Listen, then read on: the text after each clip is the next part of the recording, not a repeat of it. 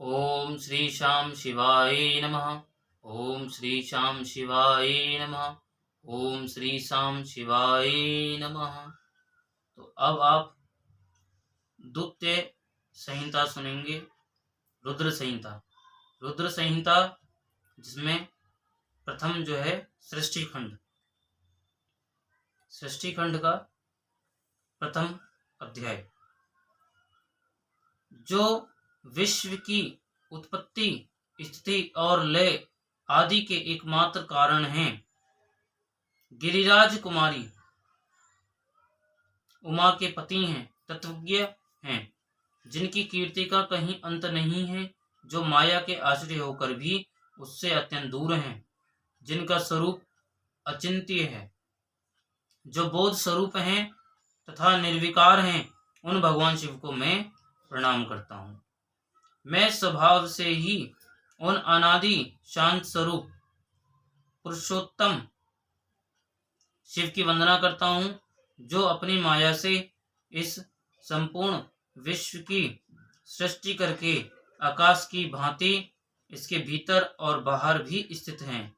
जैसे लोहा चुंबक से आकृष्ट होकर उसके पास ही लटका रहता है, उसी प्रकार ये सारे जगत सदा सब और जिसके आसपास ही भ्रमण करते हैं, जिन्होंने अपने से ही इस प्रपंच को रचने की विधि बताई थी, जो सबके भीतर अंतर्यामी रूप से विराजमान हैं तथा जिनका अपना स्वरूप अत्यंत गुण है, उन भगवान शिव की मैं सदा वंदना करता हूँ।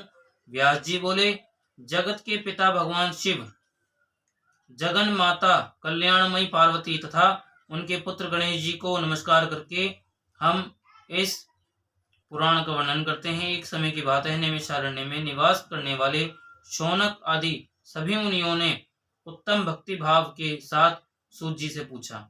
ऋषिगण बोले, हे सूत जी, वेदेश्वर संहिता की जो साध्य साधन खंड नाम वाली शुभ तथा उत्तम कथा है, उसे हम लोगों ने सुन लिया। उसका आदि भाग बहुत ही रमणीय है तथा वह शिव भक्तों पर भगवान शिव का वात्सल्य स्नेह प्रकट करने वाली है। हे महाभाग, हे सूत जी, हे तात, आप हम लोगों को सदाशिव भगवान शंकर की उत्तम कथा का श्रवण करा रहे हैं, अतएव आप चिरकाल तक जीवित रहें और सदा सुखी रहें। आपके मुख कमल से निकल रहे ज्ञानामृत का पूर्ण रूप से पान करते हुए भी हम लोग तृप्त नहीं हो पा रहे हैं, इसलिए हे पुण्यात्मा, हम सब पुनः कुछ पूछना चाहते हैं। भगवान व्यास की कृपा से आप सर्वज्ञ एवं कृतकृत्य हैं। आपके लिए भूत भविष्य और वर्तमान का कुछ भी अज्ञात नहीं है, अर्थात सब कुछ आपको ज्ञात है। अपनी सद्भक्ति के द्वारा गुरु व्यास जी से परम कृपा को प्राप्त कर आप विशेष रूप से सब कुछ जान गए हैं और अपने संपूर्ण जीवन को भी कृतार्थ कर लिया है। हे विद्वान, अब आप भगवान शिव के परम उत्तम स्वरूप का वर्णन कीजिए, साथ ही शिव और पार्वती के दिव्य चरित्रों का पूर्ण रूप से श्रवण कराइए। निर्गुण महेश्वर लोक में सगुण रूप कैसे धारण करते हैं, हम सब लोग विचार करने पर भी शिव के तत्व को नहीं समझ पाते। सृष्टि के पूर्व में भगवान शिव किस प्रकार अपने स्वरूप से स्थित होते हैं, पुनः सृष्टि के मध्य काल में वे भगवान किस तरह क्रीड़ा करते हुए सम्यक व्यवहार करते हैं, सृष्टि कल्प का अंत होने पर वे महेश्वर देव किस रूप में स्थित रहते हैं, लोक कल्याणकारी शंकर कैसे प्रसन्न होते हैं, प्रसन्न हुए महेश्वर अपने भक्तों तथा दूसरों को कौन सा उत्तम फल प्रदान करते हैं, यह सब हमसे कहिए। हमने सुना है कि भगवान शिव शीघ्र प्रसन्न हो जाते हैं, वे महान दयालु हैं, इसलिए वे अपने भक्तों का कष्ट नहीं देख सकते। ब्रह्मा विष्णु महेश ये तीनों देवता शिव के ही अंग से उत्पन्न हुए हैं। इनमें महेश तो पूर्णांश हैं, वे स्वयं ही दूसरे शिव हैं। आप उनके प्राकट्य की कथा तथा उनके विशेष चरित्रों का वर्णन कीजिए। हे प्रभु, आप उमा के आविर्भाव और उनके विवाह की भी कथा कहिए। विशेषता उनके ग्रस्त धर्म का और अन्य लीलाओं का भी वर्णन कीजिए। हे निष्पाप सूची, ये सब तथा अन्य बातें भी आप बताएं। व्यास जी बोले, उनके ऐसा पूछने पर सूत जी प्रसन्न हो उठे और भगवान शंकर के चरण कमलों का स्मरण करके मुनीश्वरों से कहने लगे। सूत जी बोले, हे मुनीश्वरों, आप लोगों ने बड़ी उत्तम बात पूछी है। आप लोग धन्य हैं जो कि भगवान सदाशिव की कथा में आप लोगों की आंतरिक निष्ठा हुई है। सदाशिव से संबंधित कथा वक्ता, पूछने वाले और सुनने वाले, इन तीनों प्रकार के पुरुषों को गंगा जी के समान पवित्र करती है। हे द्विजों, पशुओं की हिंसा करने वाले निष्ठुर कसाई के सिवा दूसरा कौन पुरुष तीनों प्रकार के लोगों को सदा आनंद देने वाले शिव गुणानुवाद को सुनने से उब सकता है।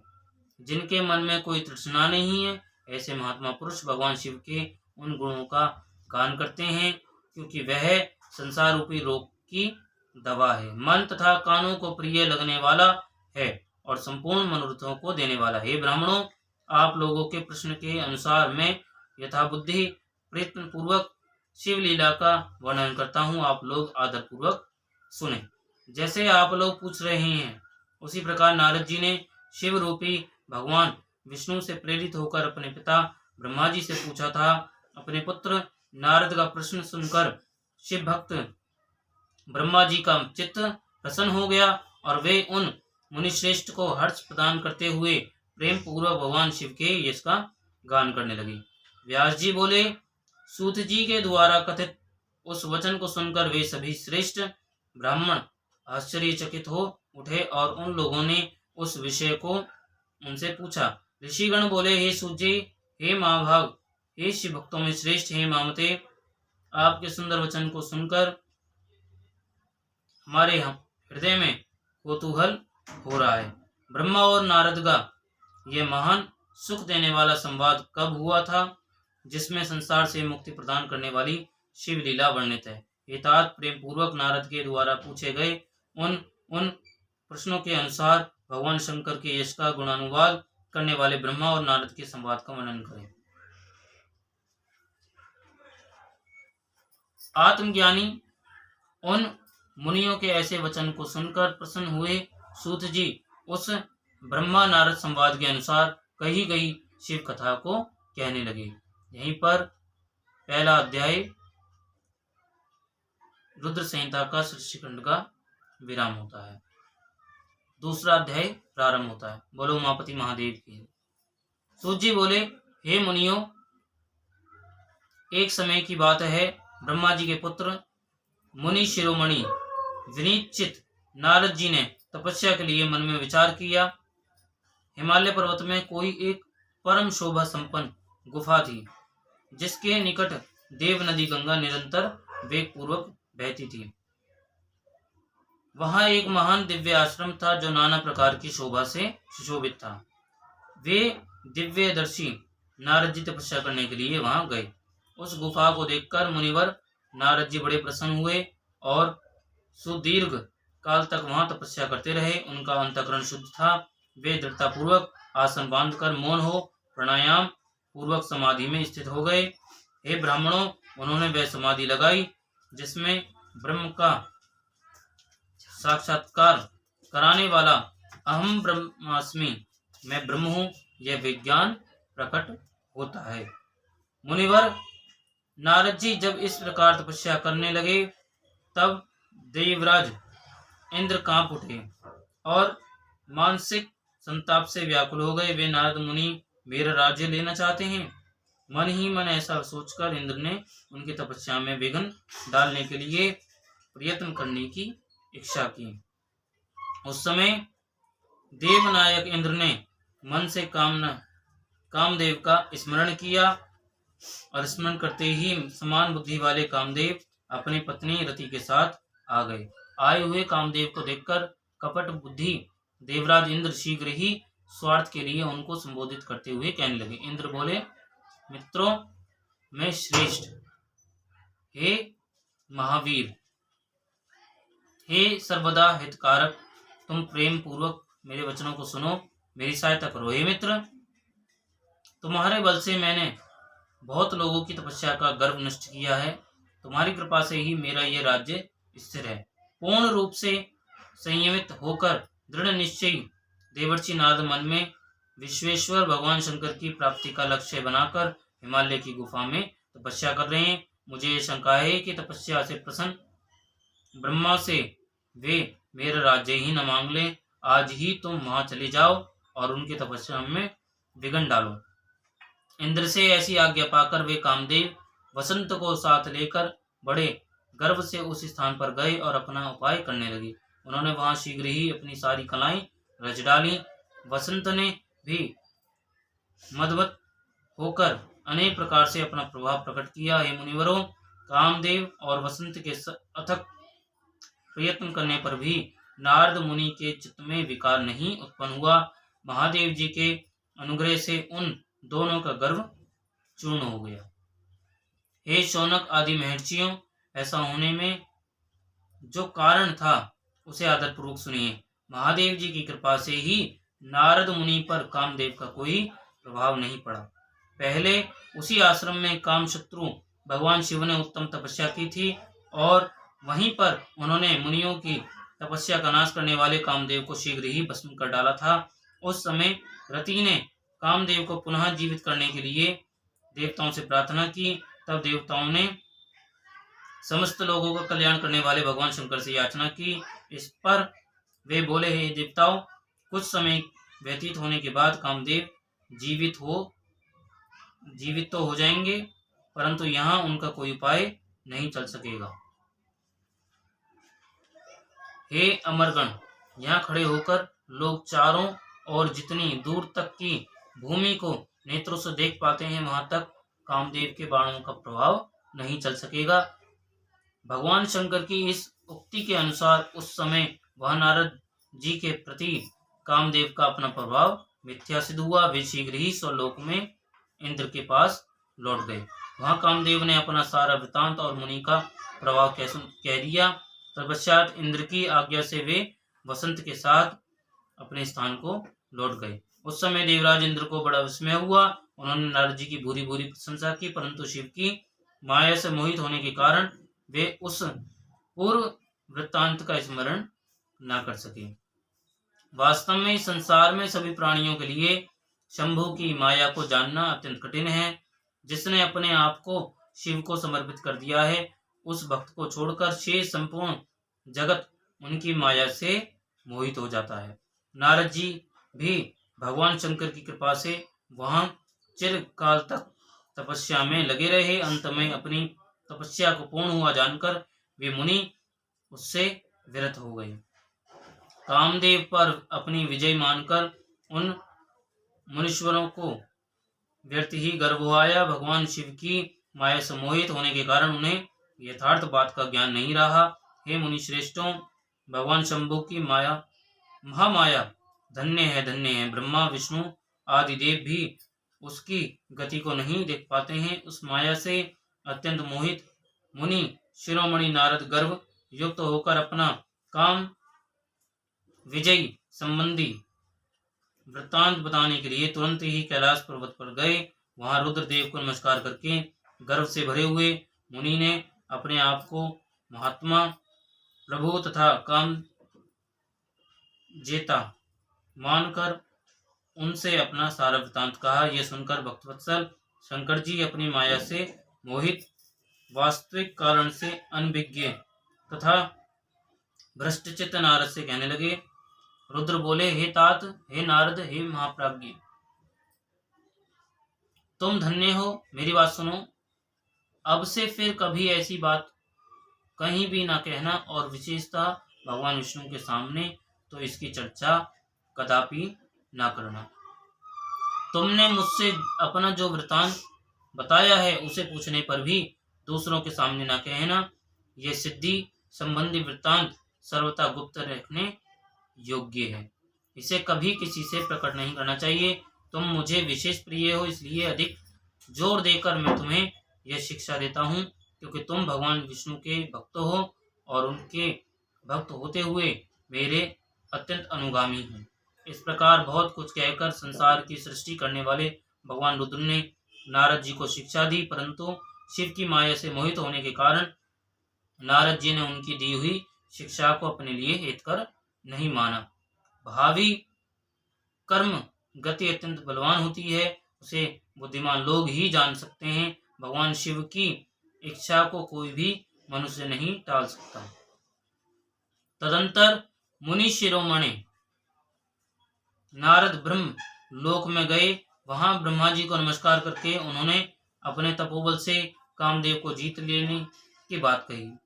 उनकी यह बात सुनकर ब्रह्मा जी ने भगवान शिव के चरणारविंदों का स्मरण करके और समस्त कारण जानकर अपने पुत्र को यह सब कहने से मना किया। नारद जी शिव की माया से मोहित थे, अतएव उनके चित्त में मद का अंकुर जम गया था। इसलिए ज्ञानियों में श्रेष्ठ नारद जी ने ब्रह्मा जी की बात को अपने लिए हितकर नहीं समझा। इस लोक में शिव की जैसी इच्छा होती है वैसा ही होता है। समस्त विश्व उन्हीं की इच्छा के अधीन है और उन्हीं की वाणी रूपी तंत्री से बंधा हुआ है। तब नष्ट बुद्धि वाले नारद जी अपना सारा वृत्तांत गर्वपूर्वक भगवान विष्णु के सामने कहने के लिए वहां से शीघ्र ही विष्णुलोक में गए। नारद मुनि को आते देखकर भगवान विष्णु बड़े आदर से उठकर शीघ्र ही आगे बढ़े। उन्होंने मुनि को हृदय से लगा लिया। उन्हें मुनि के आगमन के हेतु का ज्ञान पहले से ही था। नारद जी को अपने आसन पर बैठाकर भगवान शिव के चरणारविंदों का स्मरण करके श्रीहरि उनसे यथार्थ बात था गर्भनाशक वचन कहने लगे। विष्णु भगवान बोले, हे तात, आप कहाँ से आ रहे हैं? यहाँ किस लिए आपका आगमन हुआ है? हे मुनिश्रेष्ठ, आप धन्य हैं। आपके शुभ आगमन से मैं पवित्र हो गया। भगवान विष्णु का यह वचन सुनकर गर्व से भरे हुए नारद मुनि ने मत से मोहित होकर अपना सारा वृत्तांत बड़े अभिमान के साथ बताया। नारद मुनि का वह अहंकार युक्त वचन सुनकर मन ही मन शिव के चरणारविंदों का स्मरण कर भगवान विष्णु ने उनके काम विजय के समस्त यथार्थ कारण को पूर्ण रूप से जान लिया। उसके पश्चात शिव के आत्मस्वरूप परम शैव सुबुद्ध भगवान विष्णु भक्ति पूर्वक अपना सिर झुकाकर हाथ जोड़कर परमेश्वर कैलाशपति शंकर की स्तुति करने लगे। विष्णु बोले, हे देवेश्वर, हे महादेव, हे परमेश्वर, आप प्रसन्न हो। हे शिव, आप धन्य हैं और सबको विमोहित करने वाली आपकी माया भी धन्य है। इस प्रकार परमात्मा शिव की स्तुति करके हरि अपने नेत्रों को बंद कर उनके चरण कमलों में ध्यान स्थित होकर चुप हो गए। विश्व पालक हरि शिव के द्वारा जो होना था उसे हृदय से जानकर शिव के आज्ञानुसार मुनिश्रेष्ठ नारद जी से कहने लगे। विष्णु भगवान बोले, हे मुनिश्रेष्ठ, आप धन्य हैं। आप तपस्या के भंडार हैं और आपका हृदय भी बड़ा उदार है। हे मुने, जिसके भीतर भक्ति, ज्ञान और वैराग्य नहीं होते, उसी के मन में समस्त दुखों को देने वाले काम, मोह आदि विकार शीघ्र उत्पन्न होते हैं। आप तो नैष्ठिक ब्रह्मचारी हैं, सदा ज्ञान वैराग्य से युक्त रहते हैं, फिर आप में काम विकार कैसे आ सकता है? आप तो जन्म से निर्विकार तथा शुद्ध बुद्धि वाले हैं। श्री हरि की कही हुई बहुत सी बातें सुनकर मुनि शिरोमणि नारद जी जोर जोर से हंसने लगे और मन ही मन भगवान को प्रणाम करके इस प्रकार कहने लगे। नारद जी बोले, हे स्वामिन, यदि मुझ पर आपकी कृपा है तब कामदेव का मेरे ऊपर क्या प्रभाव हो सकता है? ऐसा कहकर भगवान के चरणों में मस्तक झुकाकर इच्छानुसार विचरण करने वाले नारद मुनि वहां से चले गए। यहीं दूसरा अध्याय विराम होता है। बोलो उमापति महादेव की जय। शिव महापुराण की जय। ओम श्री शाम शिवाय नमः।